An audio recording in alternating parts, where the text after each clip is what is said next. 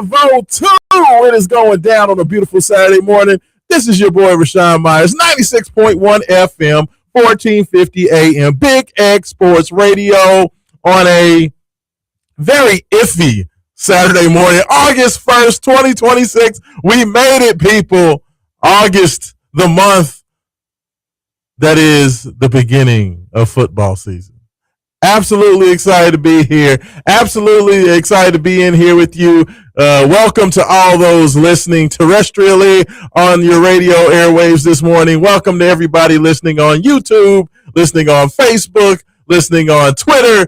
Love to hear from you this morning. Super excited. We have a loaded show for you this morning. And I tell you what, man, the energy in the air and everything just feels differently, you know, now that we are officially into August. And it is not your normal August. There's so many things happening in the world of sports. There's so many things happening. We have a ton of Louisville basketball to talk about. We have a ton of, updates and news on college athletics. You have just an absolute neutron bomb being dropped on all of college athletics as we have a new ruling that has just come down yesterday evening. We have things going on with the negotiations for the Protect College Sports Act that's been going through Congress, and some rulings going on there. There's so much happening. My head is spinning, but of course, Louisville basketball is going to be the focus early because, of course, there was a exhibition that, of course, no one could see on Tuesday, but nevertheless, we followed along. We watched on Stat Broadcast. We got all of that good information that came out of that, and I'm going to talk about all of that. I'm going to talk about what I feel you can glean from that footage, or not from the footage, or, there was very limited footage, but, what we can glean from the information that was given, as well as the information that was given by Pat Kelsey after the event, and just how the University of Louisville has moved since the event is over. I think there's a lot of very interesting things that we can get into, and of course, that's probably going to be a big part of our morning, is just kind of discussing all of those different little, things that you may have overlooked or you really didn't think about. And that's definitely going to be a part of it. But, of course, we want you to be a part of it as well. 502-414-1450. That is the Game Day Men's Health text line. Would love to hear from you. I got the text groove up and rolling. So would love to hear from you, your thoughts on anything this morning, whether it be thoughts on what you heard, or the little tidbits that, the University of Louisville Athletic Department put out for you that you could see in what happened down in the Bahamas. If you have thoughts on that, if you have thoughts on the stats, if you have thoughts on what you thought was going to happen versus what actually happened, I'm here for it all, man. Like, there's just so much to get into with that, and we definitely want you to be a part of it. Of course, if you want to give me a call, phone lines are always open. I know Mike Rutherford doesn't take phone calls, so a lot of times people don't realize that you can actually call in to the station and somebody will answer. That's somebody being me, of course. But if you want to give me a call this morning, 502-384-1450. That is the Call Your Law Office hotline. Would love to hear from you and hear what you have to say about Louisville basketball, Louisville football. Football practice. Fall practice is about to kick off, like literally any time now. We are here. The summer's done, y'all. Summer's done. We're here. We're back. So have all those things to react to. The Baltimore Ravens are back in camp. So, of course, is this Lamar Jackson's final big opportunity to make a run and to make this thing happen? It could be. So, there's people talking about that. And, I saw some interesting ratings in terms of, how people are thinking about, they're thinking about the Ravens this year. So, there's just a lot. There's so many things, but we got to start with the basketball because y'all know, I'm a basketball head. So that's always going to fill the thoughts in my head immediately. So let's go ahead. Let's break it down. Let's get into it. And like I said, we will definitely read your texts as they come in as well. 502-414-1450. But let's break it down. So Louisville Cardinals, of course, had their unseen exhibition game on Tuesday. Everybody knows my thoughts on that whole situation and how that went down. I will get into Pat Kelsey's comments after the game and what that tells me after we break down the ins and outs of it.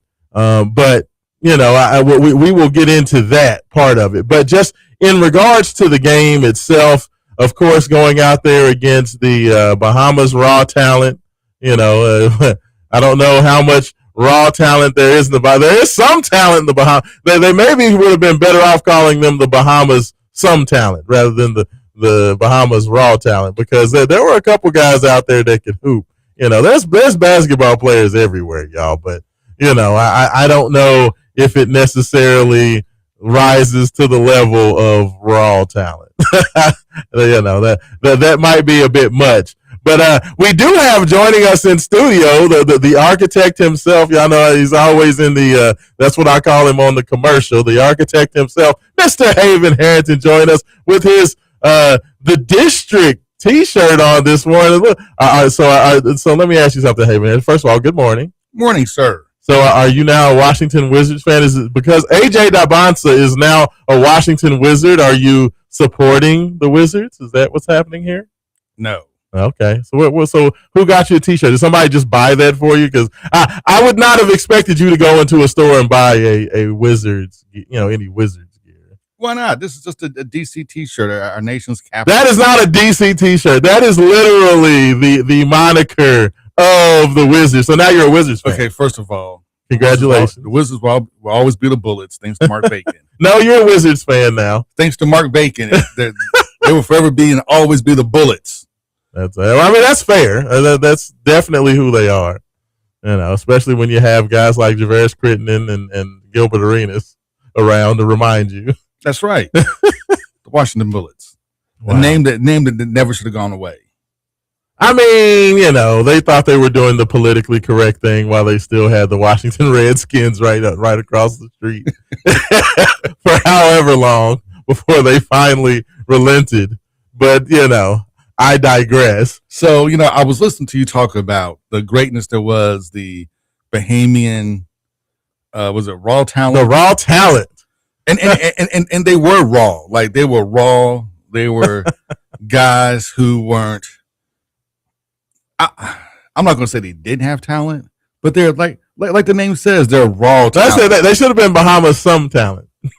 Yeah, and I know people were excited to read the box scores of the game and almost a 50-point win and our great 3-point shooting, which kind of took people by surprise, and all this other stuff. But I'm just like, you're playing the Bahamian version of Athletes in Action, maybe. Like, I don't even think they rise to the level of Athletes in Action.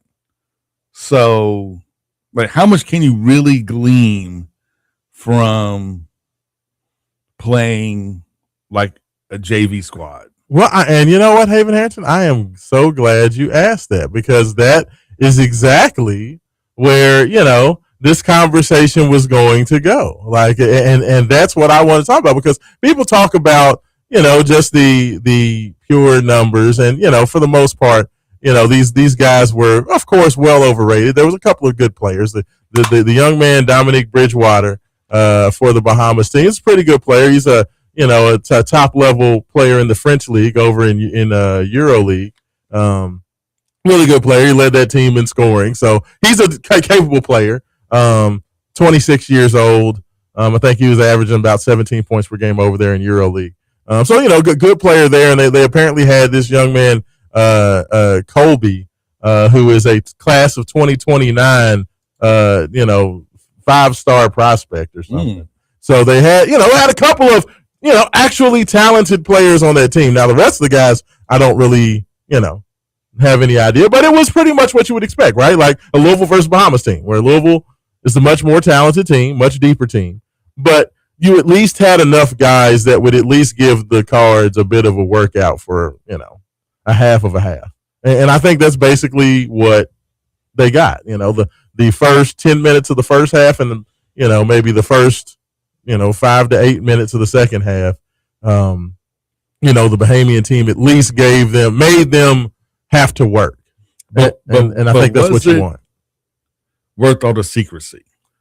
Absolutely not. And that's the question. Like, was it worth? I mean, because Pat Kelsey came out and pretty much said that he's the reason that they didn't have this on TV. It wasn't televised.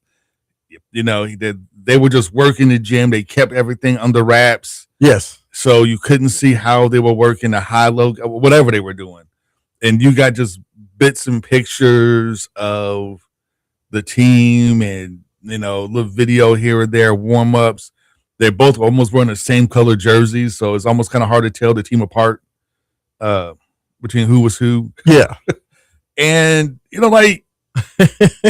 it's like, was it worth it? Because my thing is, yes, I know you're trying to keep this in-house. You're trying to work on, your new offense, your new defense, your bigger lineup, your bruisier lineup and whatever.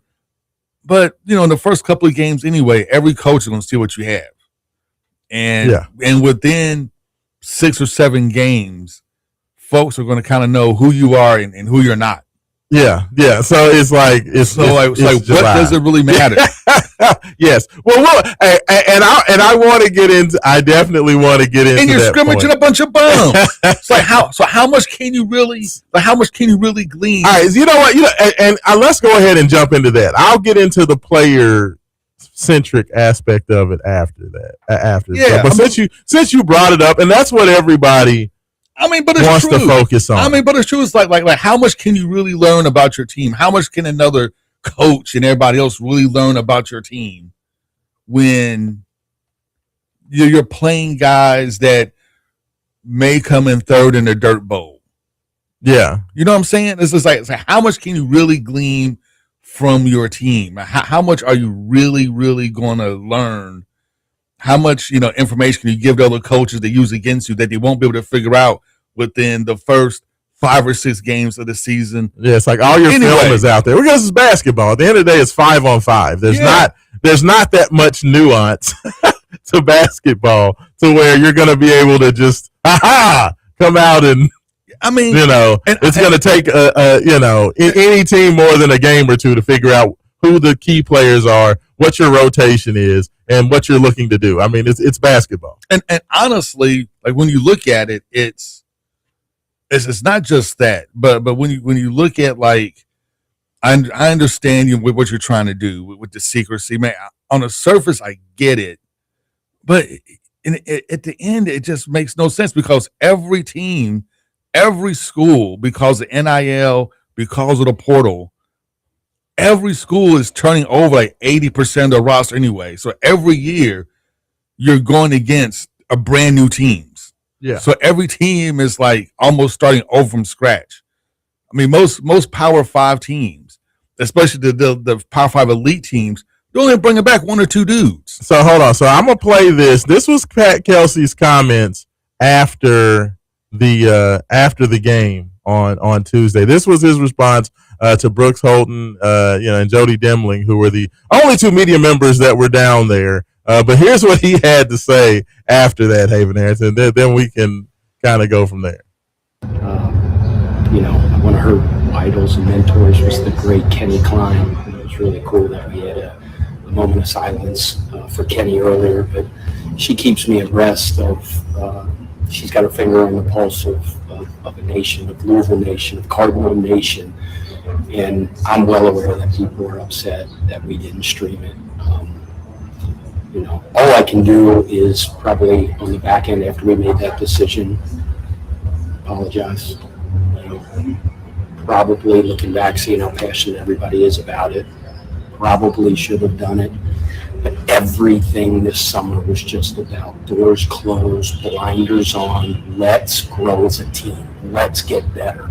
It's been about us and business. And that was my mentality when we got together on June 5th. We decided to come on this trip. It was going to be the same thing. But I admit, I'm wrong, and I can be convinced otherwise. And Dana, she's the best in the world at what she does, and she asked me on 2 or 3 occasions whether I wanted to do it, and I just made the decision that we're not. I apologize to Corn Nation. Next time we do this, we promise. We'll promise we'll air it. So that was Coach Kelsey's response. Bah humbug. So, and that's my response. Bah humbug. You've been here long enough to know what Card Nation is like. First of all, you've been here long enough to know that, well, I didn't think people was going to be that hurt. Of course you did. First of all, Haven Harrington, the fact that he called the Louisville fans Louisville Nation and then Cardinal Nation. Coach, you've been here 2 years now. Come on, bro. It's Card Nation, bro. It's Card Nation. It's not Louisville Nation. It's not Cardinal Nation. Card Nation. That's first of all. Even with that being the case, you've been here long enough to know. I mean, to act like you were surprised that people were going to be upset that there was basketball being played and they weren't going to let us watch it. That is crazy. That's ridiculous. That is that makes no sense at all. I didn't think people would be this upset. I don't know what. Come on, bruh. I mean, come on now. So, hey, come on now. I bet that's weak sauce. So let me tell you what this tells me. Okay, I'm going to tell you exactly what this tells me. Listening to that audio and just hearing what he said and how he said it, I'm going to tell you that this is what this tells me. This is what Pat Kelsey said without saying it. I know that getting to the second round of the NCAA tournament last year was not good enough. I know that people are pissed off about the Michael Brown situation. And I know that this is going to be a make or break year for my reputation. And basically what Coach Kelsey has tried to do was say, you know what, because this season is so important, I don't want any distractions. All I want to do is just huddle all my guys together, coach my team, and just everybody leave me alone because I cannot fail this year. And that's an admirable thing, right? Like, there's nothing wrong with that mentality because you appreciate the fact that the gravity of what this season in 2026, 2027 means is a lot to Pat Kelsey's legacy, right? Or it could be, I'm still not sure exactly what I have yet. And I'm not still quite sure how all these pieces of the Oh, no, I don't think that's it at all. I think Pat Kelsey feels like he's sitting. Then why are you scared? On pocket. But this is the whole point, right? Then why are you scared? Because let me explain why. Pat Kelsey, and the problem is this, and this is what I was going to say. That's an admirable thing that you want to focus. You want to make sure you don't screw this up. You understand how important this is. But the problem is that would be fine if you were still at the College of Charleston, that you want to huddle in, you want to just circle the wagons and just get ready for the fall. That's fine if you're at College of Charleston, because at the end of the day, the Charleston fans, they don't care about basketball the way Louisville fans care. You are not only the head coach of Louisville men's basketball, you are the face of the university. And when you are the captain of such an important, probably the most important fixture of this city, you can't do that. You can't say, I need to circle the wagons and get really serious and really, really prepare. Yes, you need to do all that, but you still have to be a showman. And you still have to go out there and put a product out there. And anytime there's an opportunity for any sort of public engagement, you have to do that. That's part of the reason you get paid what you get paid. That's part of the reason that Louisville can charge the ticket prices that they charge and the donorship fees that they can charge, is because this is what is expected, this is what is demanded, and this is what is required of the position. So to me, Pat Kelsey absolutely only did this whole foreign trip, Haven Harrington, for those 10 extra practices and the unlimited practice time that comes with going on a foreign trip. So Pat Kelsey wanted all of the good that comes out of that, but he didn't want to deal with any of the public part of it, right? Like, he wanted to take a public scrimmage because of the extra practice it gave him, but he really didn't want to share anything. And you can't do that if you're the head coach of the University of Louisville. And so he hears the footsteps and he hears the murmurs, and he's not happy with how things have gone. Even though Louisville completely has done a 180 from what it was when he took over for Kenny Payne, he understands that this is a very important season. But while you are under that pressure and while you are under that scrutiny, you still have to come out, have a big smile on your face, and you got to roll that squad out there, especially against the Bahamas raw talent, pummel them and put it on there for the whole world to see. And do not cancel the second game because Louisville was selling $4,000 ticket packages to go down there with the promise of 2 games, and you go down there and you cancel that second game because you just don't want any information about your team out there. That was very weak.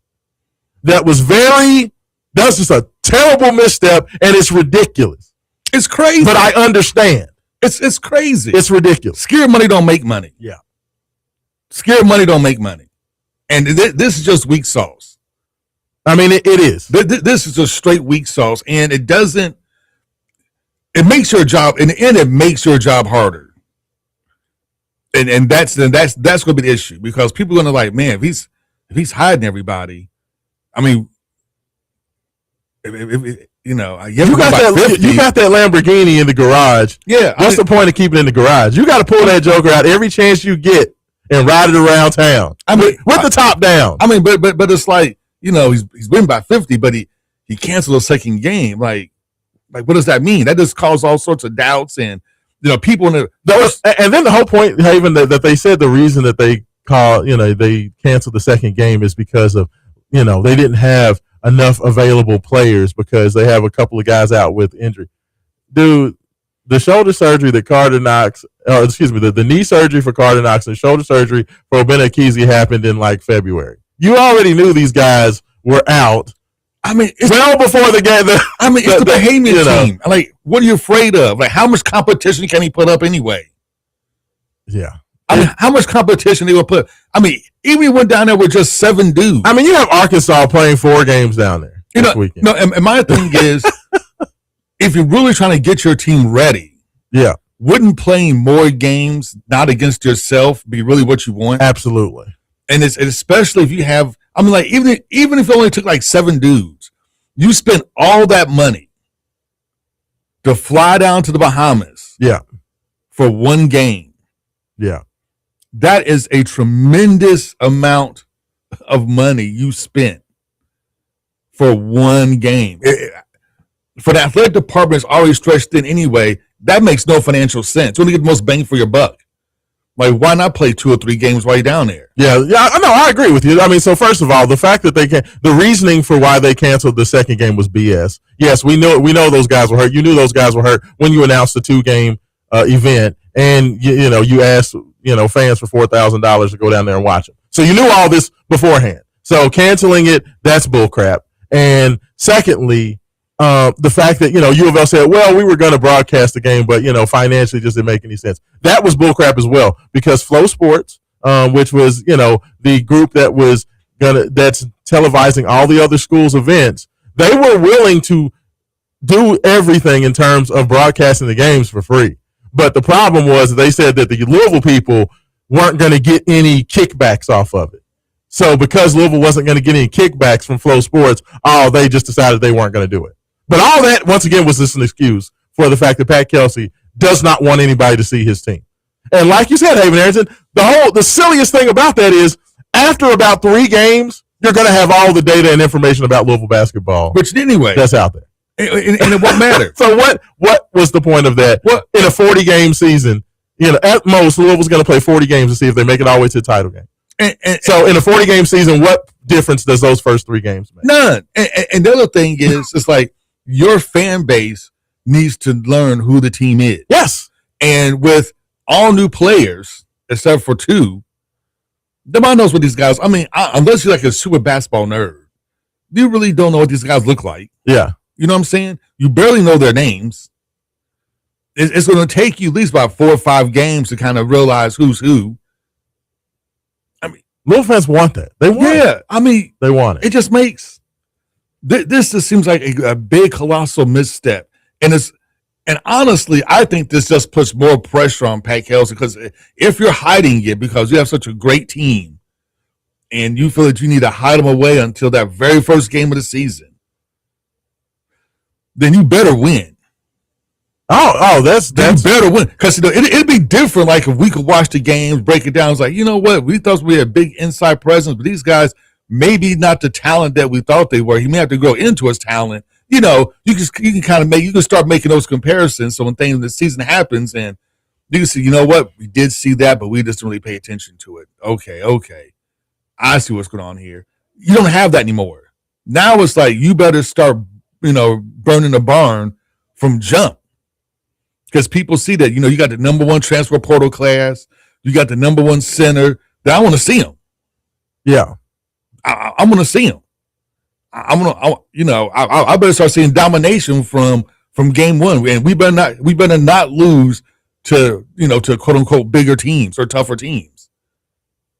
Yeah, I mean, no, it's fair. I mean, and this is I agree with you. Like there was going to be a tremendous amount of pressure on Pat Kelsey this coming year, and both from the fan base wise and from donor wise, because Louisville definitely went out there and basically gave Pat Kelsey an open checkbook and was like, whatever you need to get this team to that next level and to get them back to the Final Four, we're going to give you. So there's a lot. He understands the pressure. And like I said, that's the thing about it. It's admirable because he understands the pressure and he's doing everything he feels he needs to prepare to succeed. But you can't this is just, I'm not saying this is a sign of things to come or this is an issue, but this is definitely something that you did not handle the pressure well. Because as the Louisville head coach, you've got to be able to handle that pressure with grace and style, because that's part of the job. That's what the job requires. And that's what you said in your press conference, press conference. So you knew what it's like. Like to say that I couldn't believe that the fans really had that appetite for basketball. It's like, that's what? Crazy. That's just makes no sense. That's bull crap. It's just bull. That's bull. But this is, to me, like, I love you, coach. That's bull crap. But to me, like, this is just such weak sauce. And it doesn't, here's the thing, right? I mean, the narrative's out there that, you're a good coach. Yes. But you have almost zero tournament success. Yes. Like last year was the first time in coaching history that you won a tournament game. And, with the roster you had, everybody thought that this was going to be a Final Four team at the beginning of the season, that you have Final Four talent. And you just kind of stumbled across the finish line. The year before that, you had a ton of injuries. We get that. You had a good season. You had a good season. You got a bad draw with Creighton. Obviously another big guy that you didn't have any idea what to do with. And you got your doors blown off. Yeah. I mean, I would categorize his tenure so far as the Louisville head coach has been solid, not spectacular. But solid. It's solid, but what I was getting at, it's come across as soft. Like you're you're a soft coach, and your team, because teams reflect their coaches, right? Yeah. And you have a soft team, and it's reflection on, and this just kind of feeds into that, your softness. Yeah. I mean, it definitely, and it doesn't help your reputation as, man, this guy, Louisville's going to be talented, but if you push him. There's a level of swag that comes with being the Louisville head coach, and he's not living up to that swag level. Well, the thing is, like, if you push him, if you lean on him, if you beat him up a little bit, they're coward. We want to see him come out like the jet flying, Space Mountain riding. I mean, the man doesn't have to come like full Ric Flair. But you want that swag though. You want the Louisville head coach to carry himself with like. And the thing is, like he's shown swag, right? Comes to videos and everything else, dancing locker room. What did Tony Stark say? He said, people say the best gun is the one you don't have to fire. He says, I respectfully disagree. I believe that the best gun is the one you only have to fire once. So, you know what I'm saying? Yeah. It's like you want to go out there and be like, y'all don't want to mess with. I'm going to show you what I got. Yeah. And now you don't want none of that. And but now it's just like this is such weak sauce. It just makes you seem it makes you seem softer. He definitely hears the footsteps. And that's what I think. The biggest thing about this whole situation, and guess what, Haven? If they would have decided to not do the foreign trip, it almost would have been better if they just decided not to do it. You know what I mean? Because all it did was kind of display to me personally that you are all not necessarily in your own head, but you definitely are feeling the pressure, and it's already impacting you with some of your decisions. You know, and that was not necessary. And at the end of the day, it won't matter because I do think that this is going to be an outstanding team this year. I mean, on paper, yes. But, it definitely shows me that he's thinking about it. You know what I mean? Like he's understanding how important this is, but you need to understand who you are. You're not just Joe Schmo. You're not just a nobody. You're the head coach of the University of Louisville basketball program, and you need to carry yourself as such. And I think that he fell below that standard in terms of his public persona. Not the biggest thing in the world, not a big thing at all, honestly, because it's July, now August 1st. So at the end of the day, that doesn't matter. What you're doing and how you're moving in the summertime really doesn't matter as long as when those lights come on and, the ball tips for that first exhibition game, in Lawrence for, the Kansas Jayhawks, which unfortunately they announced is going to be on a Wednesday evening. So that just puts a crimp in my plans to go there because I'm like Wednesday night. Like they couldn't have put it on a Saturday. Really? You couldn't have put it on a Saturday? I mean, well, a Wednesday night in Lawrence, Kansas. I don't know if I can swing that, Haven. I mean, college basketball is like, never mind. I'm not going to get into it, but I know you were about to have your chance to take a shot. Oh, I was about to take a big shot too. I was about to take a big shot. But as long as you're ready to go, a game one in Lawrence, it's fine. It's fine. It doesn't matter. But this at least gave me a window into Pat Kelsey's mental state right now. And a lot of people I feel like may have missed that, not paid, because most people are like, who cares? It's just an exhibition against the Bahamas team in July. And yes, you're absolutely right. In terms of the game and in terms of team prep, at the end of the day, that is a very small blip that is basically meaningless. But this is tone setting. Yes, but this whole scenario and everything and how Louisville has moved for about the last week and a half leading up to it, and then, the comments afterward at least just gives me a window into the mind and the mentality of Pat Kelsey. I mean, to me, like this is all about tone setting. This is yes, and this is also about a man, as you said before, who's under the gun. Yes, he understands it though, but like he feels the pressure. Is that a good thing though, Haven? Like to me, I feel like that's at least a good thing because he understands how important this season is. Would you rather him be like completely flippant and just like he doesn't really care and he's just like, hey, we're gonna go out here and get on some jet skis and would you rather that or I would rather him because he was like, no, this is a business trip, blinders on, we don't have time for playing, we don't have time for sightseeing, we just came down here to get some basketball in and get right back home. Like, would you rather him be like overly relaxed or do you like the fact that at least he's like, Here's the thing, I like the fact that you cracking the whip. Well, I like the fact that you understand the pressure. Yes. But I would rather have you rise up and meet that challenge with, yes, I get the pressure. I get that I have to win. I know this is a make or break year, but you know what? I went on the off season. They gave me all the money I needed. I got the coaching staff I needed. Here I come. Look at this. Yeah. No, that's fair. Absolutely. I agree. I would have that type of bravado than, I'm going to keep it all to myself. I'm going to scurry away. I'm going to hide what I have here. And then when we get to Lawrence, Kansas, you're going to see what I really have.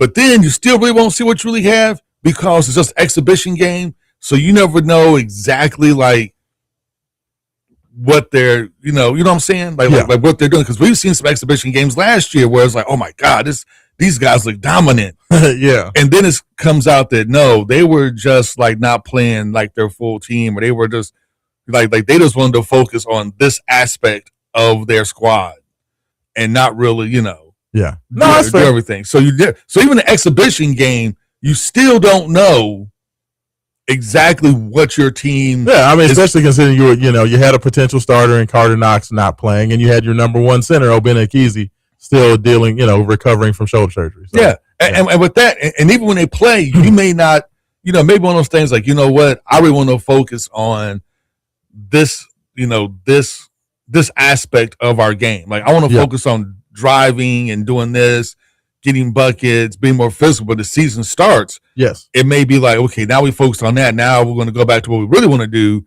is inside out, and we're going to pound it inside. But I really want to see these guys get open for threes, and we want to shoot at least like 45 threes a game or something crazy. You just never know. Like you just never really know until like the season actually starts. Even the exhibition game, yes, you're playing against Kansas. Yes, you're playing against a talented team, but you still are not going to get the full flavor of your team, which is why having those games behind us, so you kind of see these guys, you kind of get an idea for see who works well together. Just rotations. See what the freshmen have. And then that's my thing. But to me, it's more about just learning your team. Like, how fun would it have been if he took that second game and was like, you know what? We got to see London Johnson. We got to see Jackson Shellstad. Let's start Isaac Ellis. Let's start Boyang Zhang. Let's start some of these young guys and see what they can do. Yeah. If we give them 25, 30 minutes, Yeah.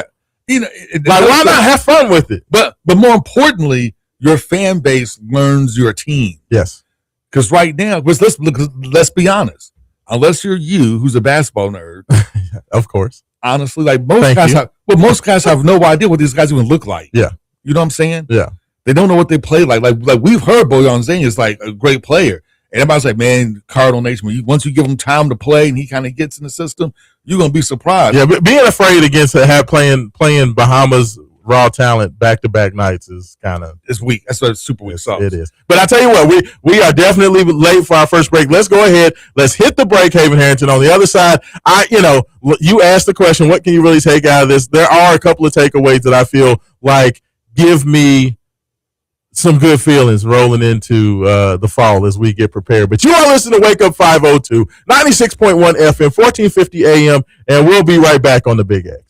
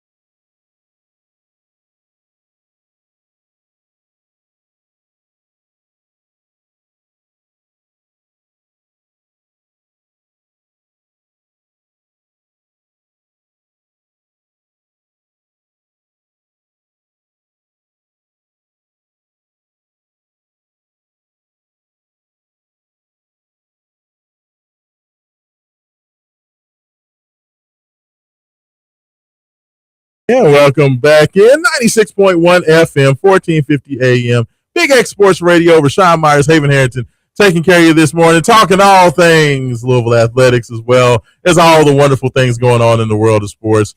Haven Harrington, I just got to say, man, shout out to everybody. The coverage of, reading the box score, the live box score, as things were happening on Tuesday was very entertaining. I work my You're 9 to 5. My 9 to 5, and I took off after at noon, so I could follow along and just watch everything as things got going at 2. And the state of Louisville guys, man, Ryan Keeling and Alan Thomas, shout out to them. They did a great job. It was very entertaining. I didn't watch them live when they were broadcasting during the game, but I went back and watched the video because they streamed it live on X. And I just went back and just watched them do it as they went through and just the kind of the conversations. And it's just wild that, U of L put everybody through the paces, but kudos to them. Kudos to Ethan Moore. He was on 93.9 doing it as well, kind of live broadcasting. And I just love, there are very few places in the country, Haven Harrington, that's going to take the time to read, plays as they come across stat broadcast. You know what I mean? And just literally did it live. So just shout out to everybody. Shout out to State of Lou. It was awesome. I enjoyed it. So I just wanted to shout them out. But before the break, you asked the question of, what really can we take out of this game outside of those interesting comments by Pat Kelsey? And, the answer to me is, I feel like in terms of your starters, in terms of the guys that are going to be your game in and game out guys, I feel like what they're going to give you. I feel like guys like, like Flory Badunga. Are you surprised, Haven Harrington, that Flory goes out there and gives you, 18 points, 10 boards, 6 blocks, a bunch of assists, 4 assists. He's an All-American. Like, I know that Kentucky people have been on this whole tirade of saying that Flory Badunga is a 6'7" center. Like, dude, he's a first-team All-American. He's going to be that. Louisville has that. And the fact that Louisville basketball is going to have the first-team All-American center, that's wild because I don't know how many times that's happened in the history of the program. Maybe like twice, maybe. I can think of maybe Purvis and Felton Spencer. Go ahead, Samaki Walker. You did have Samaki Walker, who would have been right there, but it's been very, very rare. So the fact that, Louisville has an All-American in their starting lineup is amazing. Like anytime you have one of those guys, you're going to have a shot to win every game that you step on the court, period. Like that's just the end of the day. So, but I feel like you understand what a guy like him is going to give you. You understand what an Alvaro Fulgaris is going to give you. You don't really know what he's going to do in the system, but you kind of understand that. Same thing with Jackson Shelstad. I know a lot of people were kind of freaking out because Jackson didn't shoot the ball well. He was 1 of 9 from 3, 3 of 13 from the field. Not worried about him at all. Dude is literally a scorer. That's what he does. That's what he did at Oregon. That's who he is as a player. So the fact that he's not shooting, like to me, if he would have just, if he would have come out in this game and had 6 or 7 turnovers and those types of things, that would worry me. But, only had 2 turnovers in the game, still shaking off, coming back from the wrist surgery and everything else. So I'm not worried about the starters for the most part. What I was interested in, Haven, is seeing the guys who either A, have never played, how those guys would respond, or guys that are your deep roster guys, right? Like your depth pieces. Because for some of these guys, the questions were, how would these guys be ready for action? Would these guys fit? Can they play? And the returns for those types of players, I thought all those guys had really good days. Like first and foremost, Haven Harrington, I'm going to tell you something. London Johnson can play basketball. Like that was a guy who, if you remember, the talk was last year, because of course London Johnson came at midseason last year, transferred in from the G League.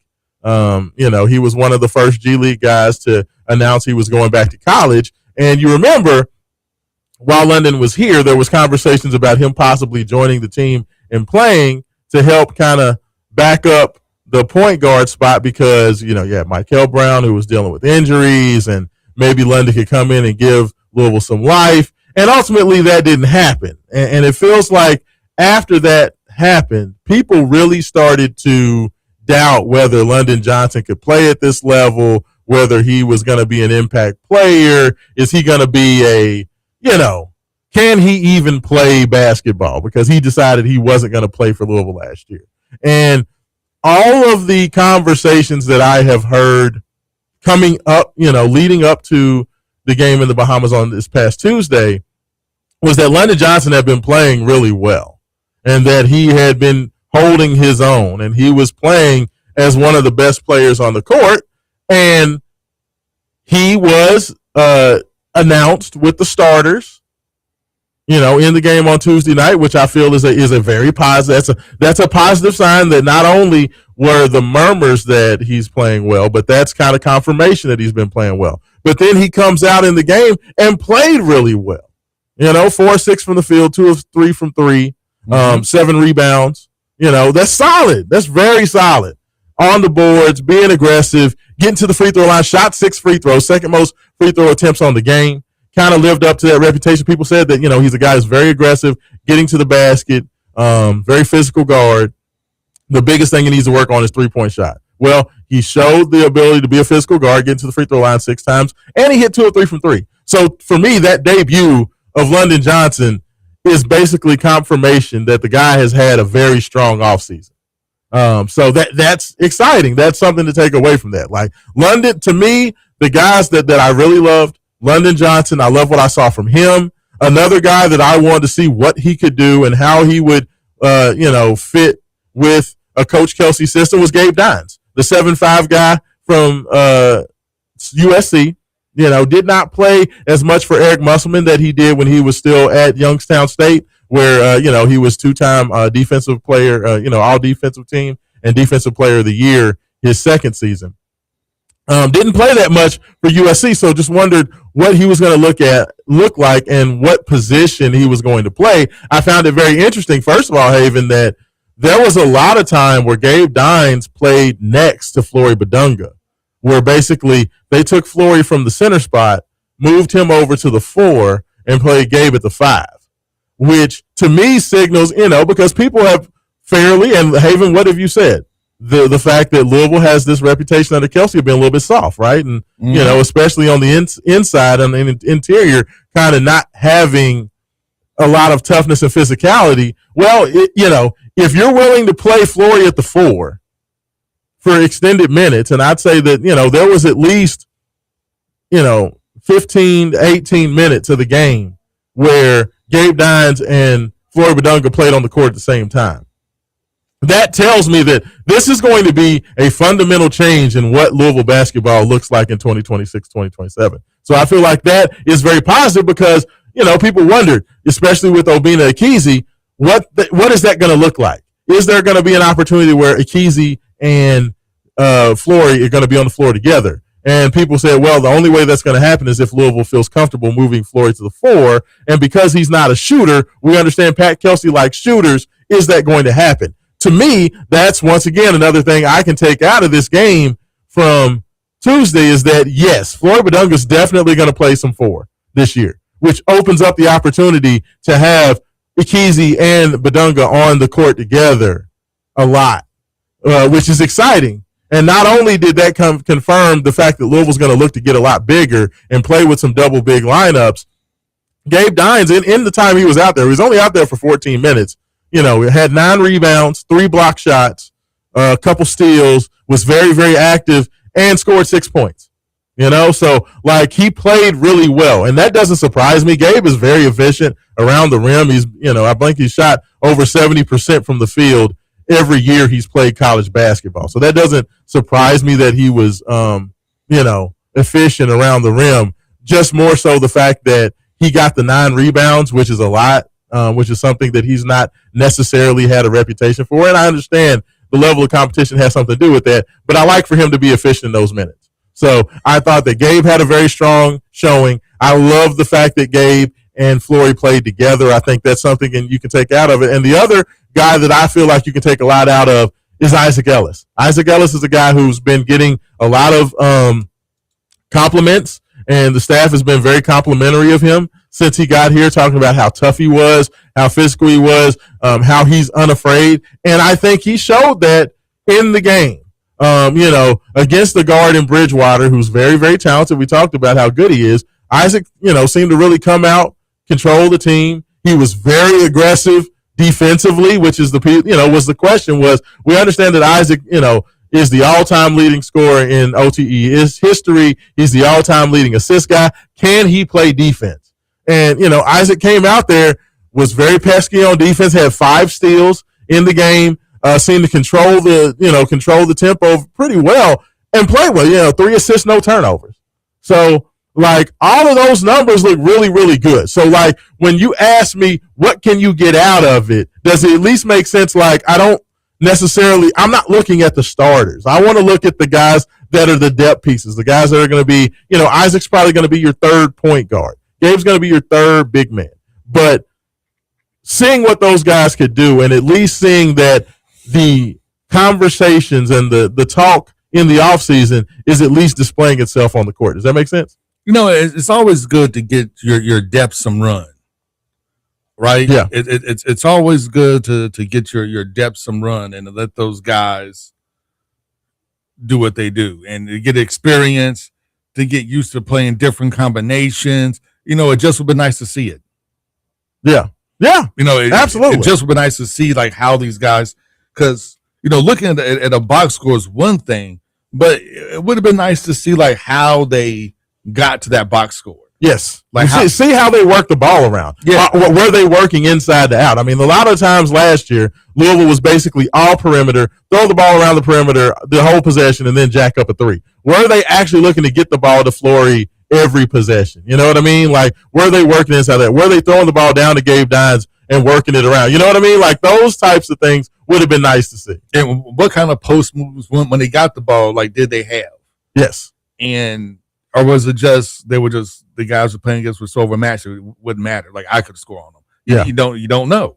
Yeah. But they got work, so that's a positive. Yeah. But to me, this is so remember, was it last year the Louisville football season where we saw them play East Kentucky and and they blew them out 51-17, right? Yeah. What they should have done. But from watching that game, you could still kind of see. You can see, yes, there were things you could take away from it. There's some things you take. There's some cracks that you can see. Yes. It's whoa, Bill Moses' arm may not be as devastatingly strong as we thought it was going to be. Even against the worst of competition, I feel like there are definitely things that there's things you can see. You can glean. Yeah. So going to the season, so as the season progressed and you kept seeing those things, come back, then you're okay, we saw hints of this against Eastern. Yeah. And now it's really showing its head. So you were kind of prepared for it. Once again, with all the weak sauce and being soft and being afraid to show what you got, come the season, you're going to kind of start taking people by surprise. Yeah. Which is never a good thing. It's nice to know that we have these weaknesses and how you're going to cover up your weaknesses. That's what it's all about. That's what coaching is literally what it's all about. Finding your weaknesses and they're trying to mask those weaknesses as they're exploited throughout the season. And unfortunately they didn't, we weren't able to get that, but at the end of the day, I feel like it was a successful trip. Everybody's healthy. And now we just get to the other side of it. But I tell you what, Haven Harrington, we are up against it. Let's go ahead. Let's hit the top of the hour break. When we come back, we have some big news on the college landscape. A lot of that going on. We're also going to have a special guest coming in as well. So much more to get into. This is Wake Up 502, 96.1 FM, 1450 AM, and we'll be back on the Big X.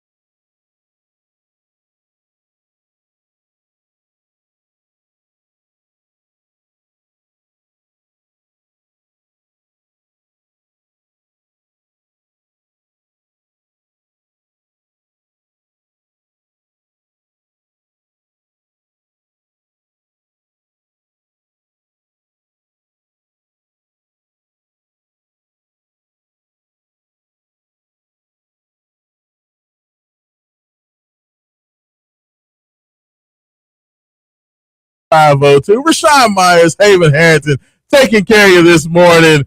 A little bit of You Got the Touch coming back off the break. Haven Harrington was giving me some wonderful news.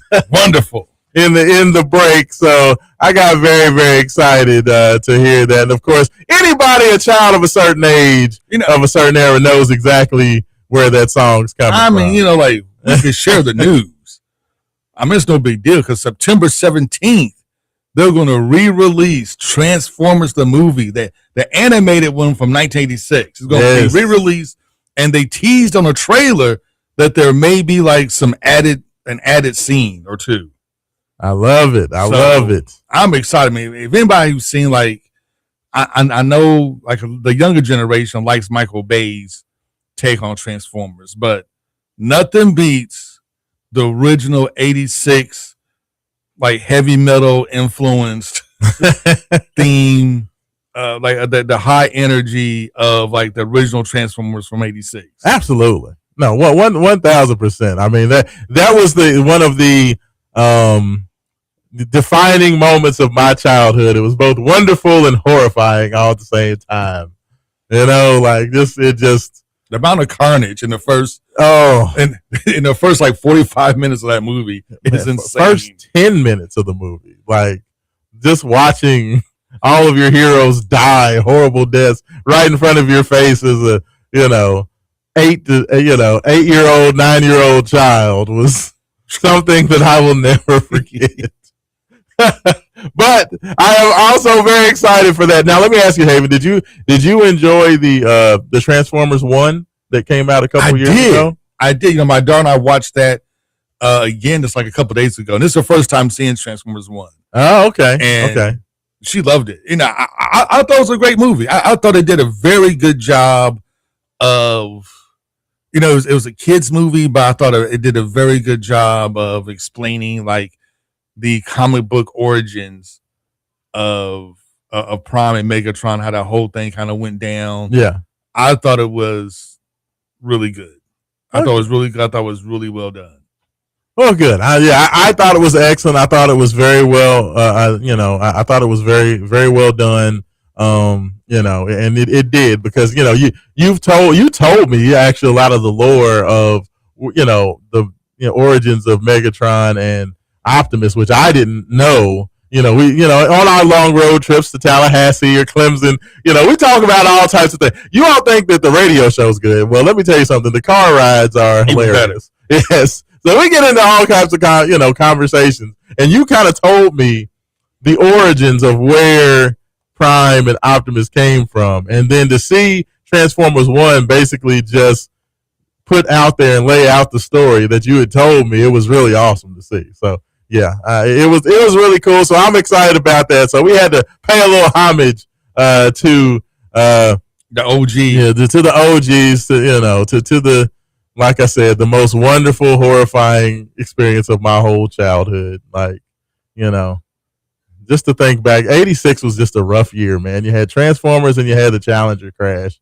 Like, both of those things happened within like 2 or 3 months of one another. Like, that was whew. As a 8-9-year-old Haven Harrington, I had some very dark times. Hey, but you know what? 3 years later, in '89, you probably had the greatest year in hip hop history. So fair. That's fair. Right around the corner. Just give it some time, and things always get better. But I tell you what's also going to get better. We're going to get to your text 502-414-1450, as well as your messages on YouTube and Facebook. We got messages coming in on X. We got messages coming in on YouTube. So let's go ahead get to those first, just because we've been running our mouths about this Louisville basketball team, and then I want to ask Haven Harrington about some of these things that have been announced with the college landscape. But first, Q checking in first this morning. So what's up, Q? He texted us at 9:02. I love it. He was ready this morning. Said, good morning, fellas. He says, all this chaos in the NCAA, and we still haven't hung our banner up. Yeah, I mean, people are just getting new life. Players are playing that are out of eligibility, and guys playing 12 years out of college. We got everybody's making money. Like, at what point does Louisville's banner? Just hang it. Who cares? Yeah. Just hang it. The NCAA is not even going to be around soon. So, like, what does it matter? Yeah, like, literally, like, who cares? Let's see. We got Anthony Eason checking in on YouTube. So what's going on, Anthony? Appreciate you listening. He says, Myers, you think we should try to add another player after this new ruling? Well, I'm glad you brought that up, Anthony. So just as an FYI, it was announced last night that there was some judge, Charlotte such and such. I don't even know what her last name was, but Judge Charlotte, let's just call her that, made the decision that she was going to rule that all athletes from the class of 2022 are now eligible for a fifth year. So, of course, as you know, they ruled that college athletes, it was Charlotte Sweeney is the lady's name. Starting in 2026, 2027, the NCAA ruled that you'll have 5 years to play five. So, basically they gave all athletes competing a fifth year of eligibility. Well, there have been a lot of players from this past season that have been whining and crying and going and getting injunctions all around the country to try to lobby for their eligibility. Well, this judge said, bump it. Instead of me just working on behalf of one or two players, I'm just going to make the whole talent pool for all sports open for all seniors that just left that were, from the class of 2022. So basically guys who were true seniors who had only played 4 years. Guys and girls, excuse me. So this isn't just for basketball, y'all. This is for football, women's basketball. I don't care if you're talking about rowing or skeet shooting or whatever sports are out there. You name it, if you were a senior and you've only played 4 years, you now have a fifth year of competition. Haven Harrington. That's just crazy. That's just crazy. And you're doing it a month before the start of most, and you have some sports that have already started or are about to start. Volleyball, I think their first game is in like 17 days. And it's like now you have all these seniors that are now eligible again. Like, that just seems a little bit insane. Does that Haven, what do you think about that? Like, to just drop that news out of the blue. What are teams going to do? Most teams have already prepared and gotten together all their rosters. I mean, school starts in like 2 weeks. What this means is that your big money sports and your big money leagues, if they can find a high level athlete, they're going to go out there and grab them and add them anyway. Who cares? This is like a free agency part 2.5. That's what I would do. Like if I was like a basketball, like if I was a little basketball and I had an extra roster spot open, and all of a sudden I can go now and get seniors from the class of 2022. If I can find me like another 3-point sharpshooter, I'm grabbing them. I mean, it's just crazy. Like, so let me ask you, like, you're the football guy, and I know it's, the trying to keep the roster straight is crazy. Is there anybody who just immediately jumps into your head from the football team from last year that you would love to have back? Is there just anybody who just comes to your mind? I feel like that answer is not going to be Miller Moss. So it's not going to be Miller Moss. Is there anybody that just jumps into? There's one guy that I saw on Twitter that jumped to, that was mentioned, and I think it's a great one. I just wondered if there was anybody just off the top of your head that you thought of. Who was the guy that was mentioned? D'Angelo Hutchinson. Oh, yeah. I would love to have an extra year of Hutch out there. D'Angelo Hutchinson was a baller. He was kind of your hybrid safety, played both free and strong safety for the Cards last year. Was an absolute demon. So, but here's the thing, though, right? You have to grab somebody that doesn't have like a realistic shot of playing in NFL or making any type of money. If you're looking for football players, that you can. I mean, but honestly, wouldn't it be easier to find a football player than a basketball player? Like any of the guys that were actually really good, you would think they're either already playing for some team or have contracts with teams in Europe, or you're on an NBA team and heading to fall camp trying to make a roster. Well, it depends. Like if you can offer them more money what they're making the pros, they'll come. I guess, yeah. I mean, that's the thing I wonder. Like, so, like, for the hardest thing, like the NFL, the hardest thing be guys who have got either drafted or have made a team. Well, you may fall camp. Like Hutchinson's a perfect example. So, like, Hutch, I don't know if he made it into a fall camp, but let's just say D'Angelo Hudson was like he didn't have a guaranteed spot, but he was in the Steelers fall camp, so he's going to be going through the preseason, NFL preseason for the next 3 or 4 weeks. Like, what do you do in that situation? You know what I mean? Like, I mean, that's hard because one, how much money left over does Louisville have to offer? Because and they have drop dates for college. College players have to enroll. Enrollment dates are like literally right around the corner. Well, they actually, and that's the other thing too. Like with these guys, especially guys playing 6-7 years, do they have to take like even a full load? They may have to take like one underwater basketball class, and that's and they may not. I mean, that's fair. You could maybe be in NFL camp and just enroll for like classes and just take an online class. Yeah, but the thing is though, that's wild. See, here's the hard part. Yeah, it's like. So you made the practice squad, or you didn't make the practice squad, but you made camp. So it's no guarantee you're gonna make the team. You're just in camp. So do you take that risk that you come back and play for another year? Yes, it could, maybe increase your status for next year, or you could get hurt and you just lost everything. Yeah, I mean, it's like for me, like a guy like Isaac McNeely. Isaac McNeely was not drafted by the Atlanta Hawks, but he played pretty well in their with their summer league team. There's a chance, that he could be invited to camp in October as the Hawks start to ramp up for the season. If you're Isaac McNeely, you definitely jump on the chance to go back to school. Yeah, because you make more money, and you have a better shot at maybe showing what you can do. Yeah. So for a guy like Isaac McNeely, I'd definitely come back. Hutchinson, football's harder because there's only so many places that you can go play. Yeah. But you know what? This may be a chance maybe to grab some of those UFL guys from the Kings. I mean, it's crazy. It's crazy, man. Like, I don't know how this whole thing is going to shake out, but, like, the fact that they dropped this, like, if they would have dropped this news in May. Oh, it would have been completely different. April, It would be completely different. I mean, but now. But still, like I said, doing it this close to the regular season is insanity. I mean, but but now you can go grab maybe one of those guys who played for the UFL. There were top-notch players that are still in the UFL. Yeah. You can maybe go grab some. There's a lot of guys you can probably second-tier guys that that haven't made a team but were still pretty good college players.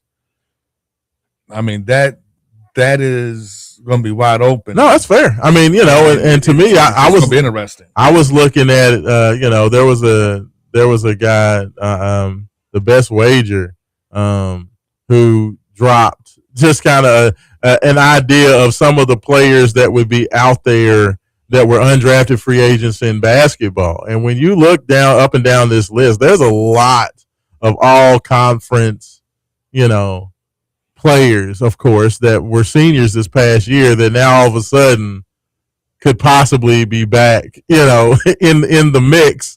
And it's insane. Guys like Colin Boswell, who was a standout for Illinois, Toby Awaka, standout for Arizona. You talk about, of course, Braden Smith, all-time leading everything in the Big Ten.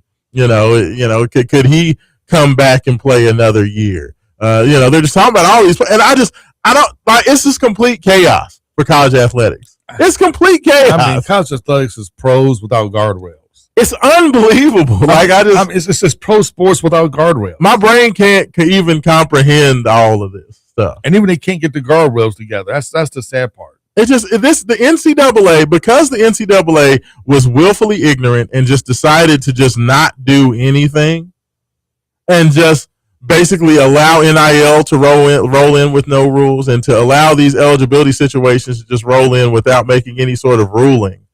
It's just made everything worse. I mean, even from the conference alignment stuff and the teams, just like everything in college athletics is just pure chaos now, because the NCAA was like, we're just not going to do anything. We're just going to continue to collect as much money as we can and just hopefully we can ride this thing until the wheels fall off. And it is beyond chaos, and it's beginning to ruin the sport, because now it's come down to everybody trying to either join the SEC or the Big Ten. Louisville has a player on their basketball team that's making more money than LeBron James this year. That's crazy.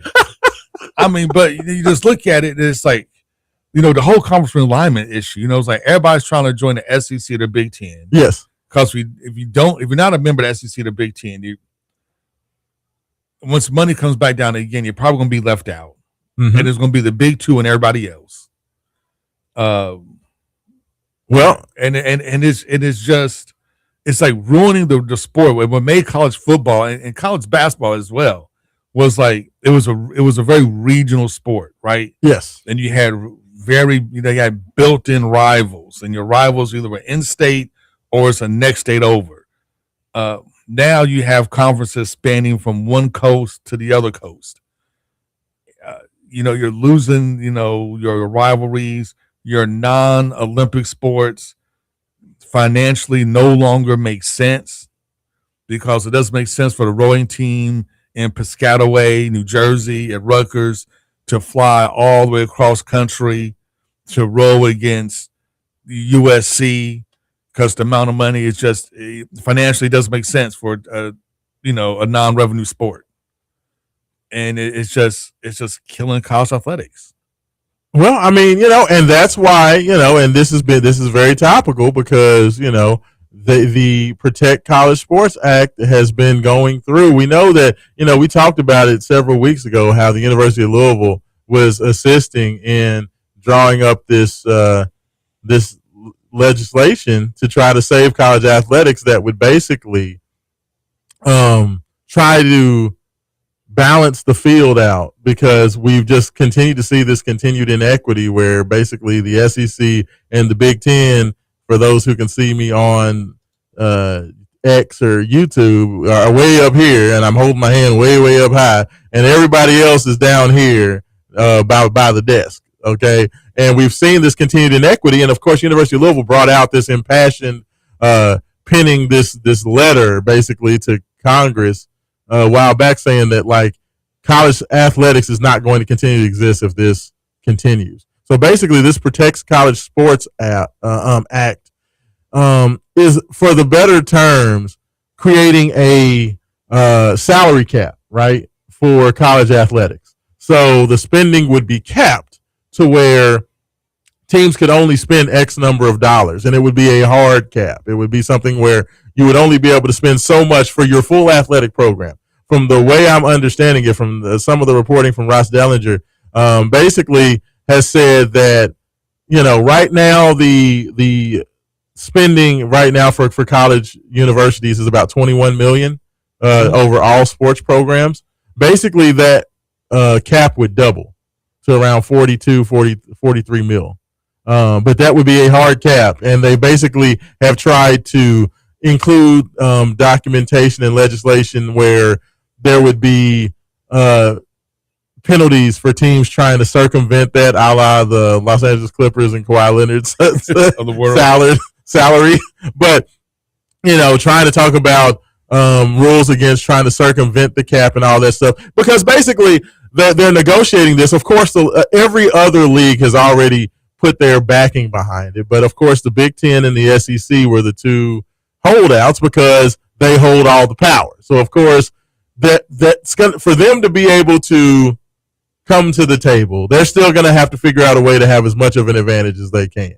And there's been a lot of conversation with it, but the big news that happened late yesterday evening was the fact that the Big Ten presidents and chancellors have now voted to support the College Act. So that means that the SEC stands alone as the only conference that has not put their support towards this bill.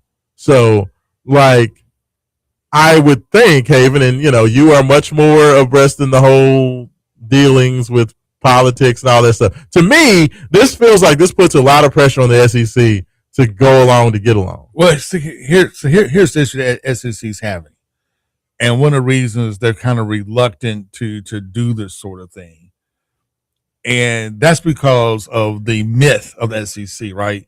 SEC's always tout themselves as the greatest football conference of all time.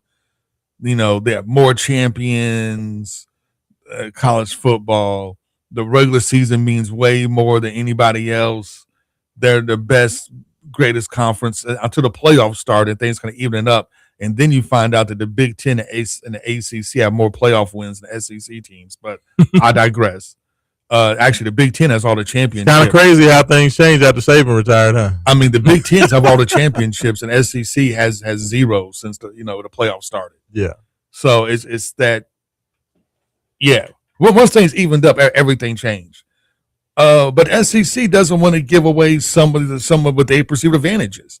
Able to pay guys and move money around because some of the things we talk about in this big bill and the Protect College Sports Act is one, allowing an athletic salary cap of more than $40 million across all sports. Mm-hmm. Preventing schools and or companies considered associate entities from front-loading NIL and revenue-sharing deals before players of high school. So what that means is, okay, we got this $40 million salary cap once they get into school. So before they enroll in school, let's give them all the money now. Yeah. So it doesn't count against the salary cap. Yeah. So SEC really doesn't want that one. Yeah. Letting the NCAA or another association impose stricter tampering rules. That's also a big one as well. Yeah. I think that's I think they call it that. If I'm not mistaken, that's like the Lane Kiffin rule, to where they're also going to make it so you can't poach coaches. Yeah. That are in the middle of a playoff run. That's interesting. Which should definitely happen. Barring any entity, i.e., like a private equity firm, from merging or acquiring power conference media rights to create a new conference of its own. Protecting conferences that decline to participate in media rights pooling from being sued. Letting power conferences, here's another big one, expand to 19 teams. So this is a bone to the Big Ten, to SEC, basically so they can pull the only 3 teams left. There's only 4 teams in the country left worth getting. Notre Dame, they're not joining any conference. Yeah. Clemson, Miami, Florida State. Yeah. So that's aimed at getting Clemson, Miami, Florida State out of the ACC. And I don't care what all the ACC apologists say. Once Clemson, Miami, Florida State leaves, the ACC to me is just an also-ran conference. It's like the Big 12. It's like the Big 12. It's an also-ran conference because now you have no teams in there that's won a national title. So there's that. Schools that made a certain amount of money, wherever that limit is required to uphold a certain number of women's athletic sports roster spots open. I like that. So you have to keep some Olympic sports and some women's sports. And there's an anti-merger provision was changed to to include all the power conferences and not just the Big Ten, SEC. So that way the Big Ten and SEC just couldn't merge together, create their own super league, and then leave everybody else out. Yeah. So, I mean, the haves are still going to be the haves, and the have-nots are still going to be the have-nots, but there's at least this going forward with this bill would at least protect, because everybody's continued to talk about that whole, the power conferences breaking away from the rest of college athletics and just creating their own leagues and all that stuff. I think that it protects against that, and it basically puts a stop or a halt to the Big 10 and the SEC continuing to increase the gap between them and the ACC and the Big 12.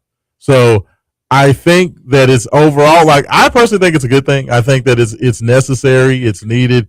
It's so needed, but this is something the NCAA could have done on their own years ago. Absolutely. And avoided all of this. Yes, I agree. But they were just too soft. Yeah. Too scared. We don't like soft stuff on this show. No, we don't. On Wake Up 502, we're not about being soft. And they're being scared. But it's something that has to happen because you can't see in the Big Ten literally just run roughshod over college athletics. And that's exactly what is happening. Yes. And was just going to get worse. Yeah. And it was just going to get worse. Because, as a Louisville fan, it is the quote unquote next round of redistricting, if there is, Clemson and the already shown Clemson, Miami, and Florida State are going. They have to take one other school from whatever conference to balance that out. I know North Carolina thinks that they're in the driver's seat to go someplace, but are they really? Because football is driving this bus, and North Carolina football is trash. Yes, fair. Yeah, I mean, no, I love it. I'm happy that the Big Ten. Honestly, I'll tell you what. I love the fact that the Big Ten finally got on this side of it, and the fact that the SEC is having to be drugged to the finish line. I like that because the Big Ten has shown that, as much as I hate the Big Ten, I mean, in a playoff era, they have shown that they are legitimately the big dog. Yeah, yeah. That they are. You know, the narrative has always been the SEC is better than Big Ten. The Big Ten is okay, but they have nowhere near the depth. They have nowhere near even the top end talent SEC. I mean, the Big Ten started all this stuff by taking USC and UCLA and bringing them, basically killing off the Pac-12. At that point, they established themselves as a top dog. Well, one, the TV contract makes more money than SEC, which has to be, I'm sure, a bone of contention for the SECs. That they have a bigger and better TV deal. Even after adding Texas and Oklahoma, they still have a better TV deal. But in the playoff era, I mean, the Big Ten has been unstoppable. Yeah, no, they've literally been unstoppable. And SEC, shout out Kurt Signetti. And SEC has been very stoppable. Yeah. No, it's fair, but it's something to continue to monitor. It's very interesting. It's going to be a very wild August. This August is going to see how this turns upside down. These collegiate rosters. I just want to see how much carnage there, because I have seen a million tweets this morning of this player's jumping in the transfer portal. This player, guys like Donovan Dent. Donovan's first team All-American. I mean, but this is why Louisville's disappointing performance in football the past couple of years is just so damaging. Because if Louisville can find a way to beat Stanford and make a playoff run, even if we lose the first round of playoffs, the fact that we even made the playoffs puts you in a whole different level of conversation. Maybe Louisville can go grab Carson Beck now and let's go ahead and install him as the starter. Miami already paid all that money to Darian Minson, so let's just go ahead and snag Carson Beck back. How about that? One more year. I'm just saying. But I'm just saying, I mean, that's like Louisville's disappointing run and not making, the playoffs when they had a chance to. These things kind of come back to bite you. And it's biting us this season. That's why Louisville's not ranked as high as I think they should be in the preseason polls. So I think, and you can't be upset at them. No, that's fair. That's 100% fair. But I tell you what, let's go ahead. Let's get this last break, Haven Hands. We got more texts and tweets and things coming in. So we're going to get to those on the other side. 502-414-1450. That is the Game Day Men's Health text line. Would love to hear from you, as well as on X and on Facebook and on YouTube, wherever you're watching the show. Would love to hear from you. This is Raashaan Myers of Haven Hands, and we'll be back with Wake Up 502.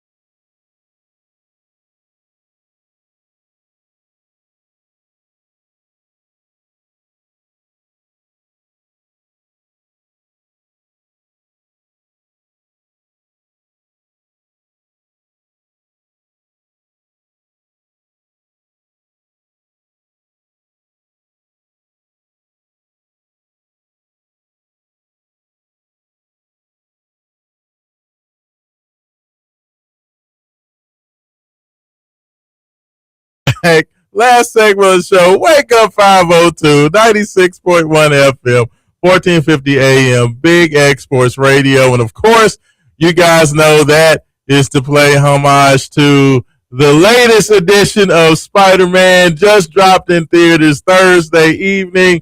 Spider-Man, brand new day. I have not had the opportunity to check this out as of yet. Y'all know I'm a humongous Marvel fan, so I will be rectifying that shortly. But Haven Harrington, I'm going to tell you right now. Yes, sir. If you want to go watch this movie, man, you better get your tickets. Like, it may be even too late to get them now for this weekend, to be honest with you. That's wild. Because it is probably sold out everywhere. And so you may be able to find maybe like one ticket, but like if you want to go like with 2 or 3 people and you guys want to sit together, yeah, that may be a no-go for this weekend. You may have to wait till like sometime during the week in order to do that. I would suggest like the Great Escape in in Jeffersonville. They had some seats open that you could sit together and multiple seats.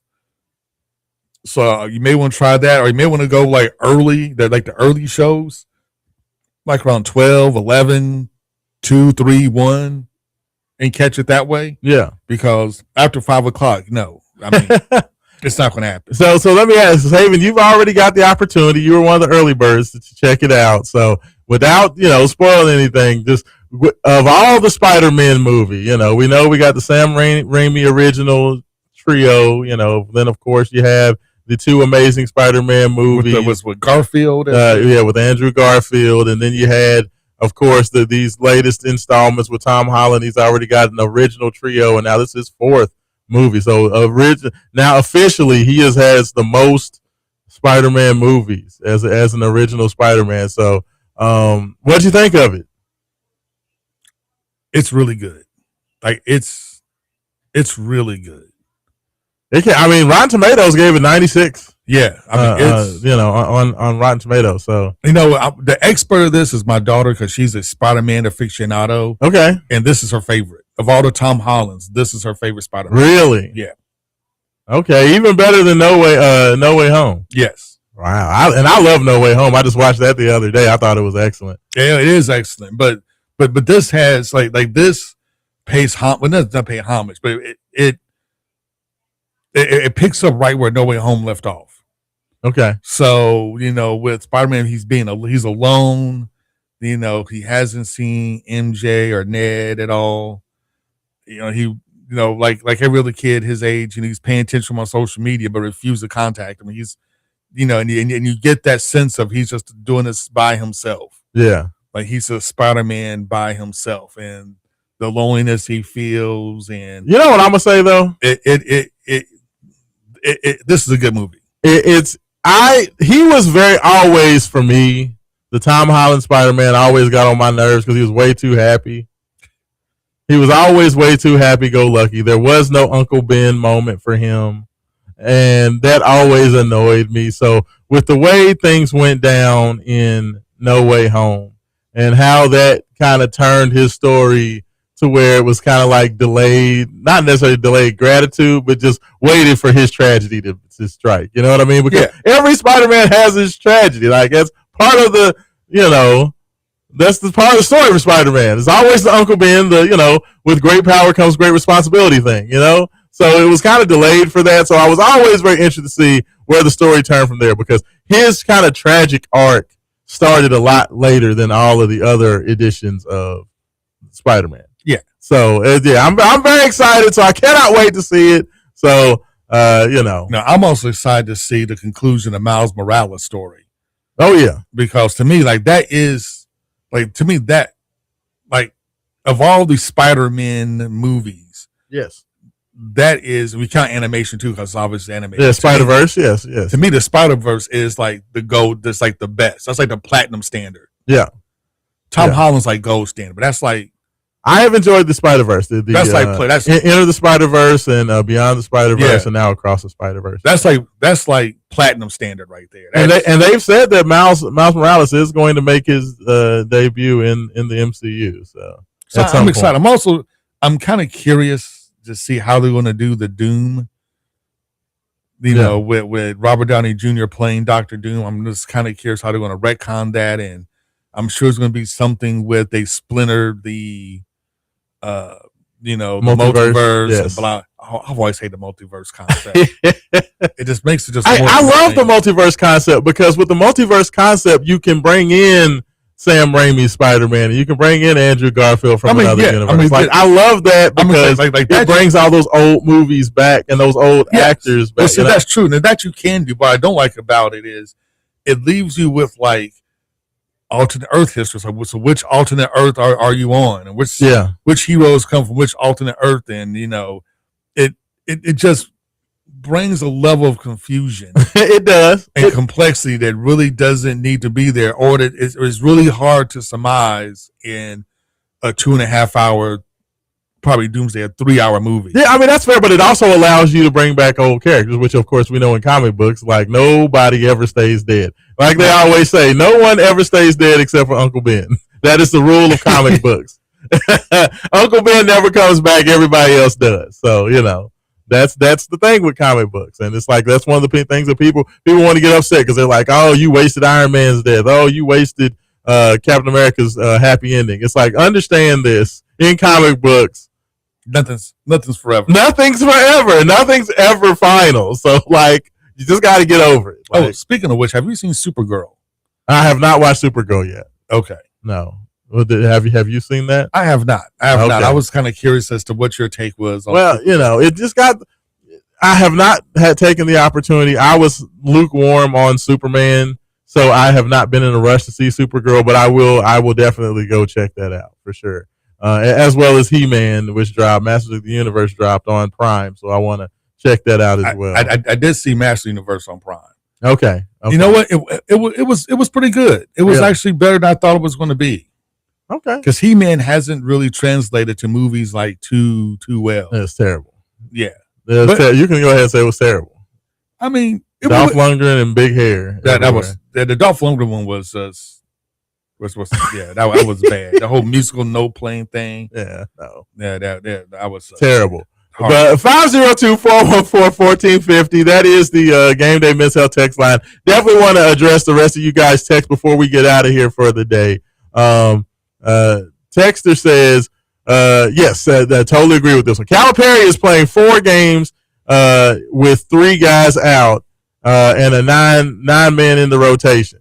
And he's playing 4 games. Yes, and that's my whole thing. Like, right, that's what we were talking about earlier with Kelsey. Kelsey's up there saying, well, I didn't want to play a second game because, we are short-handed. But, Arkansas is playing literally 4 games with 3 players out. And not available. And you know why? Because Coach Cal's is going to come out there and be Swaggy Cal and talk about how great his team is. He's like, not only am I going to play my guys, I'm going to let Kenny Payne coach the team. Yeah, I have no respect for the Bahamas team. None. No respect. I'm going to Kenny Payne. He can't coach as well out of a wet paper bag with scissors for his hands. But that's what you do, right? Like when you're a coach of a big time program, that's the way you move. You don't move like a scared little rabbit. And I'm not saying that Kelsey's a scared little rabbit. Everybody, for whatever reason, when I say anything, everybody likes to get on my neck. I mean, I would say this was soft. But it was soft. It was just soft. It just there was not as much confidence as I like to see from my head coach. I want exuding confidence. I want him to come out with sunglasses on, roll the team out there and be like, you know what, I'm just going to let Peyton Seaver coach. I'm going to sit over here, kick my feet up with my boat shoes on, and I'm just going to watch my boys do what they do. Like, that's what you need. That's the type of swag you're supposed to have in the Bahamas. Like, know you're good. Don't hope you're good. Know it. Exactly. All right. 502-414-1450. Texter says, Pat is just a good coach, not great. He is a says he's a Calipari used car salesman. Says Shine Calipari. I don't know. Sheen. What Sheen Calipari. Sheen Calipari, man. Sheen. What's that mean? Sheen Calipari. Sheen, man. Like the cheap clothes you buy from China. Oh, okay. Knockoffs. Oh, okay. So he's like the Wish version. No, I mean, look, no. He's first of all, he is absolutely a used car salesman. He's very good at selling the dream. So like that's true. That's how the most underrated aspect of Coach Kelsey. Well, I would say this: he is a good coach. He has gotten every player he's wanted in his 3 years. Just about. How many players has he not got? He's a good coach. He's gotten his players. The next step for him, though, is to see if we can make that transition from good coach to great coach. And I think he's on the way. Like, to me, it took him an extra year for my liking to figure out what wins in terms of what you need to be an elite level team. But I give him that grace because the first year he had to put together a team based on what he could get. The second year, he could actually get what he wanted. So he wanted to see if his style would work, And it wouldn't. And he learned that it didn't. So this is his third year. He's learned what he actually needs to win. And I feel like he put together about the most perfect roster possible. Now, you know what? Some of that ability to put together a very good looking roster goes out the window when now you have all the 2022 players now back into the pool. So your great work putting together this roster gets watered down some, which annoys me a little bit, but what can you do about it? But yeah, I think that he's taking the natural progressions and steps. I would just like for him to have a little bit more confidence and believe in himself. Believe in your greatness, man. Like, grab that bull by the horns and just be like, yeah, I'm the man. You know what I'm saying? Just walk up and just drop that joker on the table and be like, yeah, here's mine. Where's yours? Like, you're a normal coach. That's what you're supposed to do. I just, that just a little bit, I need a little bit more swag from Coach. Texter says, good morning, Wake Up 502. Main event, back to school culture. Says, I was hoping Haven would have his Spider-Man t-shirt on today. Says, I saw the movie yesterday in 3D, and I'll give the movie a 4.5 out of 5. Says, don't want to give out any spoilers, but there is a post-credit scene. So he gives it a 4.5 out of 5. Haven Harrington. It's a very lackluster post-credit scene. You can almost skip it. No, and you know what? I think that's a good rating. I mean, it is really good. It is really good. I hate the fact that the Marvel stumbled for so long because their past couple of Marvel movies actually been pretty good. Like the Thunderbolts, I thought was really good. Well, they've been canceling all their black superheroes, so they were busy doing that. I mean, they just recast the Black Panther. Yeah, but they also cut Blade. Well, actually, they're trying to get Blade back. They got rid of He Who Remains. They canceled Wonder Man. They canceled Wonder Man. Can you believe they canceled Wonder Man? I thought Wonder Man season 1 was pretty good. Wonder Man it's up for like Academy Awards. Like, it doesn't make any sense on why they canceled Wonder Man, like at all. Like, but I mean, all the Marvel TV shows they canceled, like Wonder Man would not have been it. It's just not a good look when your 4 major cancellations all have black leads. That's all I'm saying, Haven Harrington. It does not look good. Can you at least agree with me there? Plus, Armor Wars was supposed to be, about. With Riri Williams? No. That's Ironheart. No, Armor Wars. Armor Wars was supposed to be about War Machine. Okay. And it was supposed to, Don Cheadle was supposed to be the lead in that. And now they're making it an Iron Man reboot instead. They made that decision as well. So, like I said, when your big major changes and adjustments all have to do with black superheroes, that's just not a good look. That's all I'm saying. Like, they can just say that it was just all coincidence, which it probably was, but it still does not look good. There's other things I would cut first. These are the decisions you're making. That's all I'm saying. Texter says, please tell me that La Familia is not about to win the TBT. Well, I mean, they're in the championship game. And the game is in Memorial Coliseum. And you said they were bummed, so they wouldn't. They suck. That team sucks. They can't suck too much in the championship game. Man, let me tell you something. I don't know what Wheaties that Archie Goodwin has been eating, but that brother has been like the combination of LeBron James, Kobe Bryant, Michael Jordan. Like, I don't know what has gotten into Archie Goodwin, but this dude that came out of South America looking like Superman. I'm like, if you were this good, why are you not in the NBA? Like, every game, this dude's averaging like 30 points per game and just nobody can guard him. It's insane how good he's been. But, this just goes back to my theory that there is some hick in the hills of Kentucky that, like, sacrifices chickens to, like, make sure that Kentucky just has players that just play unbelievably. But, like, Archie has just been amazing. Like, it really has been. Like, everybody else has been solid. Like, Morcell has been solid for the La Familia. But, like, it's all about Archie Goodwin. Archie Goodwin's just no one can guard him. So, it is what it is. They're one game away. And this Davis Steel team or whatever their name is, they're a team that's also from Kentucky. That's a Kentucky company or whatever that sponsors that team. So you basically have the UK alumni team versus a Kentucky company-funded TBT squad. I mean, for the championship. This is overglorified rec league basketball. And Pedro Bradshaw, shout out from Bellarmine fame, is kind of one of the stars for this Davis Steel team. So we'll see. We'll see what happens. Hopefully Davis Steel can get it done. I'm definitely anti anything blue and white. So I tell you I tell you there's something you can be for. Yes.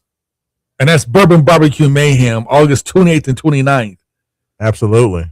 At Bluegrass Harley Davidson. It's going down 2 days, one of the greatest events ever in the state of Kentucky. It's going down for 2 days. Bluegrass Harley Davidson, August 28th, 29th. Go to bourbonbbqmayhem.com for all the information you need and all the tickets to kind of give you an idea of what's going on. Yes. Which is so awesome. Is that 2 days worth of great barbecue. I mean, great. We're flying in 7 chefs and pit masters. They're going to come in and they're going to cook 2 samples of their take on Southern barbecue, as well as we got guys like Pursuit. Brewery's going to be there. Noble Funk, Copper and Kings. They're going to have like specialty cocktails just for you. And for one price, you can sample as much barbecue as you want on both days, both Friday and Saturday. You can, within reason, obviously. You can sample many of the beverages, once again, within reason, that you want. One price gets you in on Friday. One price gets you in on Saturday. If you want to come for both days, we got special combo prices. Go to the website, bourbonbbqmayhem.com. Check it out. I mean, like I said, and on Saturday, the chef's going to do it again with 2 new samples, with their 2 new flavors, 2 new takes. So it is going to be awesome. And then Saturday night, we're going to cap it off with Tim Mayhem Moten is going to be fighting for the ABO World Heavyweight Championship fight. My man Symbols is going to be here. Tyler Albrecht, who's 7-0, is going to be here. The Symbols is one of the best up-and-coming fighters this city has to offer. We're going to check him out. We got the number 1 fighter of Costa Rica, Sebastian Barricall, coming back. The Cuban Assassin is going to be here via Miami. I'm telling you, this is a 2-day event like no other. We got the Unlimited Show Band is going to be playing Saturday night. So we got music, DJs, boxing, all the barbecue you can eat, the best cocktails you can drink. Yeah, it's just phenomenal. It's unbelievable. It's unbelievable. Just go. I'm telling you right now, go to bourbonbbqmayhem.com. Yeah, no, 100%. Make sure you check it out. Check it out. And on top of that, next week, I'm giving away 2 tickets. So tune in next week to this very program. We're giving out 2 tickets. There you go. Look, letting y'all know now, putting you on notice early. So, and the fight's going to be hosted by Gilbert Corsi. And nice. I got a special announcement for our broadcast crew for the pay-per-view next week as well. Okay. Look, Haven Hands are coming out with all the news. Hey, I'm telling you, like last year, we were seen in like 4 or 5 countries in 25 states. So far, the pay-per-view take rates, we've already sold like 400 pay-per-view slots. Wow. In like 8 countries. It's going to be huge. It's going to be huge. Like the first year is always the toughest, and this thing is just going to get bigger from here. Absolutely. This is going to be one of Louisville's signature events. Yeah. And we want you there. We want you there. You have to be there. So I'm telling you, go to bourbonbbqmayhem.com mayhem.com. Check out the info. Get your tickets. I'm going to do something else, too, for you guys. Okay. I'm going to give you 10% off any ticket packages. This includes tables. This includes the 2-day VIP ticket. And the 2-day VIP ticket will get you bourbon and barbecue for both Friday and Saturday night. Okay. With the concert, with the DJ. Plus, it gets you in the fight. Save 10% off by using promo code MAYHEM26. Use promo code MAYHEM26 to save 10% off all the packages. There you go. Haven Harrington. Look at it. He's doing his best Pat Kelsey right there. Says, the salesman du jour. I'm about to grow my hair out so be next like Don King. That's hilarious. That's wild. Hey, one last text I wanted to get in before we get out of here. Texter says, Raashaan, I think Pat Kelsey just got Chris Mack, meaning how Chris Mack had the pressure on him and he folded like a cheap suit. This is a make or break season for PK. Yeah, it is. Yeah, I totally agree with you. Hey, I tell you what, thanks so much, everybody, for listening. Thanks so much, Haven Harrington, for joining me this morning. As always, thanks, everybody. We'll be back. This is Wake Up 502 for Raashaan Myers and Haven Harrington, and we're out. Big X Sports Radio.